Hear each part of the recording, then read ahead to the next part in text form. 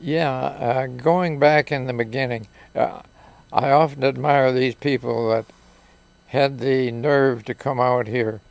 They had, my folks, they left a good business in Michigan, and a couple of them come out to scout out the land. They'd been looking at some of JM's propaganda, and they liked what they saw, so they went back and sold all their assets and come back to Naramata and went on from there.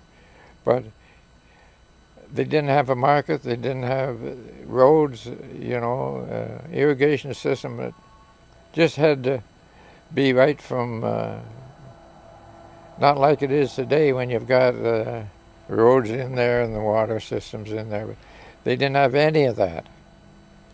So it was quite a undertaking to come out here, and of course there was no houses. They probably were in a tent house for the first winter, which must have been pretty chilly, I would have thought. Of course, the coming across the lake, it was a regular ferry service, and it took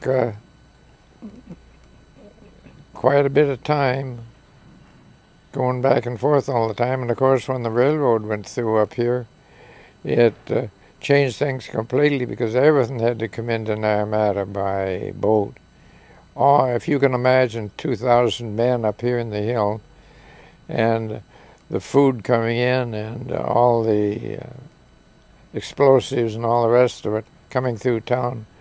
So that was a big boost for Naramata at that period of time. Was the construction of the railroad would last about 4 years.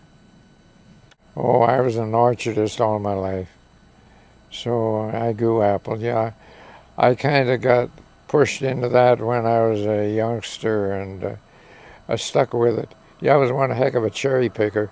What kind of apples did you grow? Oh, just about all of them.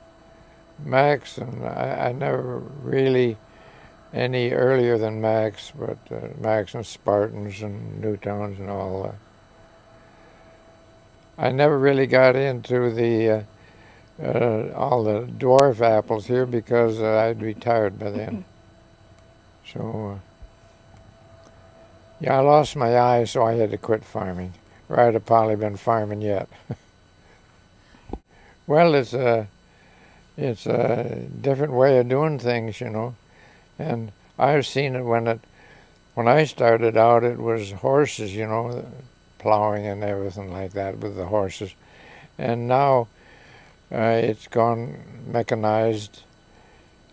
In the early days, they said you could make a living on 5 acres. I don't know whether you could or not, but now it wouldn't even buy gas for your tractor. Yes, Naramata's home, and it'll be home. And I think, well, I know my family all want to be, when they can retire, they want to come back if they can. Yeah, it's a good place to be, I think. It's the people that make a town, isn't it?